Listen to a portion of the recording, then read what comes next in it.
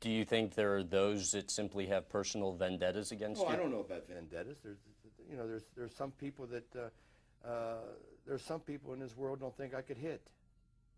Like I cheated to get hits. Now all of a sudden I use cork bats. Is that why I hit all them damn home runs? Because I use cork bats? 20 years after the fact, I used a cork bat.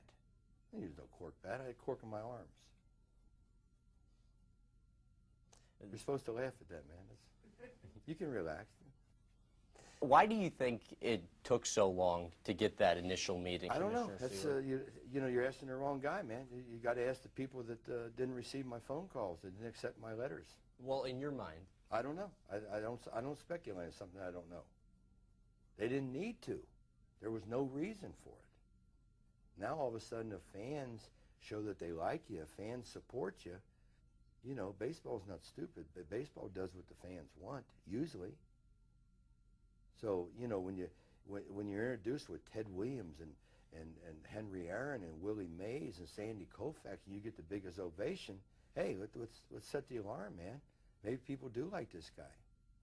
You said you had a very positive meeting with the commissioner. Twice. Right, in November of '02. What transpired in it? Just a very cordial meeting, and we both love the game of baseball. We're both historians of the game. We both care about the game, and I made a mistake. I can't, Jimmy, I wish I could look out the window and just change everything that happened in '87 and '88, but I can't do it. It's part of history. All you can do is be a better person for it. And a lot of people don't want you to do that. They won't give you a second chance. This is America, man. You're given a second chance. You're supposed to be given a second chance. It's sad for me to sit here and tell you that if I'd have been a drug addict, or if I'd have been an alcoholic, or if I'd have beat my wife, they would have paid for my rehab, and I'd have been given a second, third, fourth, fifth chance. I don't understand that. One of the cases people make for your reinstatement and to be allowed to be on the Hall of Fame ballot is that you do have the wife beaters, you do have the drug dealers and others that have committed far worse and more heinous crimes than you. But isn't the difference that baseball's stance on betting on baseball was very clear, and you committed the cardinal sin? I understand all that, but this is 2006, man. This is not 1919. And the guys that got kicked out of baseball in 1919 were found innocent in a court of law. And the commissioner still suspended him. Joe Jackson should be in the Hall of Fame. He's a great player. He was found innocent. I mean, what do you need? I mean, if you're found innocent, they're not going to put you in the electric chair. What do you think of Rule 21? Which part? There's a lot of parts. I agree with the rule. I just told you 5 minutes ago I was wrong with what I did, but I did it. I can't take it back. I can't take it back. Mike Schmidt told me at that meeting with the commissioner, you all were putting together itinerary to have a national press conference shortly following the Super Bowl of that year to announce your reinstatement. That's one reason why the book came out when it did it, okay? Because the book was originally supposed to come out in March. And my people, who are smarter than me, said, well, if you're going to get reinstated around Thanksgiving, let's try to come out with the book in December, because a book is a money deal. There again, I'm probably the only guy in this country that got paid for doing a book. No one else ever gets any money for doing books. But I did, okay? If you listen to the press, I'm the only guy that should have did my book for nothing, okay?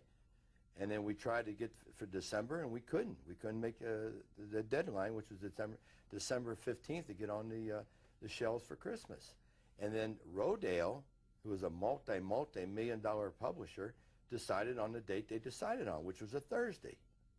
Okay, when they decided that date, they didn't know that new Hall of Famers were going to be introduced on Monday. Okay, yet now I'm criticized for taking the thunder away from Dennis Eckersley and the other Hall of Famer. What do I need to take any thunder away from them guys for? I gave them all day Monday, all day Tuesday, and all day Wednesday, and all day Thursday. Our announcement was coming on Charles Gibson at 10 o'clock on Thursday night. What did that itinerary entail?